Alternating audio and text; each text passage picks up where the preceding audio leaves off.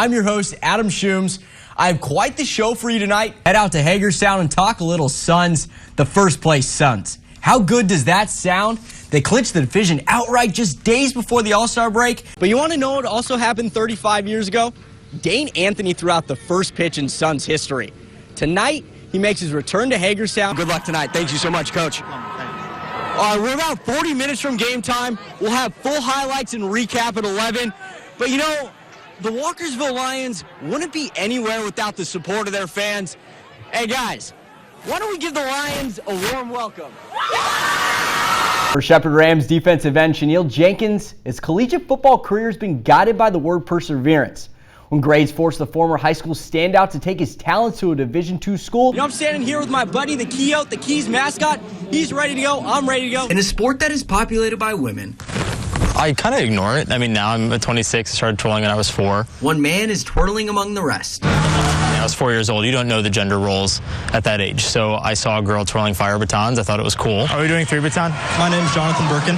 Okay, and what's your rank? I'm a baton twirler. Probably affected me more like 7th, 8th grade. At that point, you know, I knew that I loved what I did. As a male baton twirler, he shows you a different way of what twirling could be. You may recognize him from appearing on America's Got Talent back in 2008.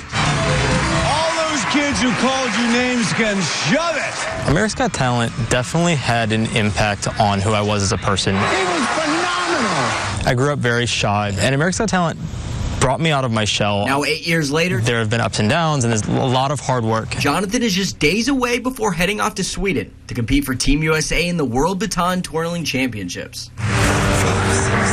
You have to work, and it has to come first. Your exchange is really far forward.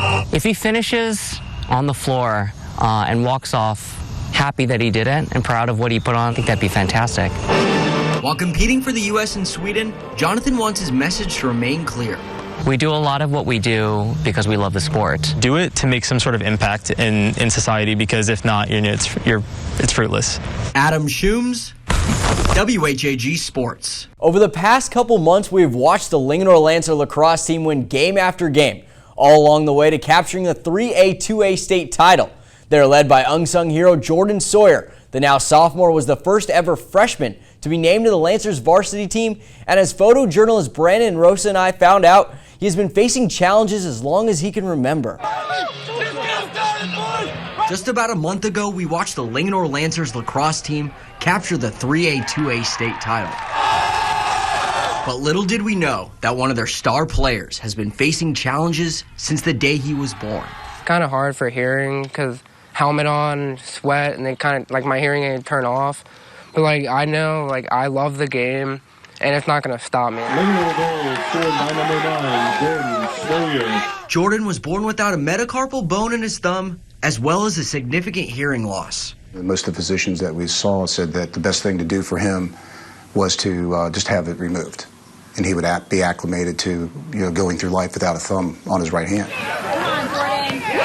But that didn't stop the Sawyers. After countless discussions, they found Dr. Malcolm Lesavoy out of UCLA, who performed 3 surgeries on Jordan's hand from the time he was 4 till the time he was 8. His first surgery was to have a piece of bone taken from his hip and fused into his hand to replace the missing bone from birth. He was 6 years old. They implanted an artificial joint into his hand, and at that time, Jordan was the youngest person to have that type of artificial joint placed into their hand. 2 years after that is when he had the tendon transfer done. They took a tendon from another digit in his hand and moved it over to his thumb to give him basic operation.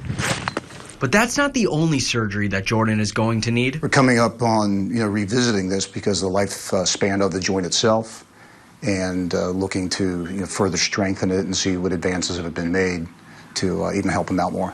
Even with the upcoming surgery, Jordan will not let that hinder him from playing the sport he loves since he was 6 years old. My ultimate goal is to go to college and play lacrosse. I want to be there one day. I want to be a great player in the NCAA, and it was always a dream of mine. So now Jordan had to learn to adapt so he can become an effective lacrosse player. With gloves, this is what my grip would look like. But without gloves, it's not very comfortable for me, and it's like doesn't feel right. So I go like this with my index finger and my middle finger. With hard work, determination, and the support of his teammates, Jordan found himself top 10 in the nation in assists. Jordan never took off his gloves. I would never have guessed he had problems with his hands because, you know, he's found his own way of holding the stick. A lot of my friends know, a lot of people in my school know, and they don't treat me any differently, and it just makes me work harder knowing that I have a disability. The game has given so much more back to him as what's helped him develop as a young man and knowing that he can overcome this with something that he loves so much so that when he's challenged later in life, he'll be able to overcome those obstacles as well. Adam Schumes, WHAG Sports. I'm Adam. Thanks for watching. Have a good night.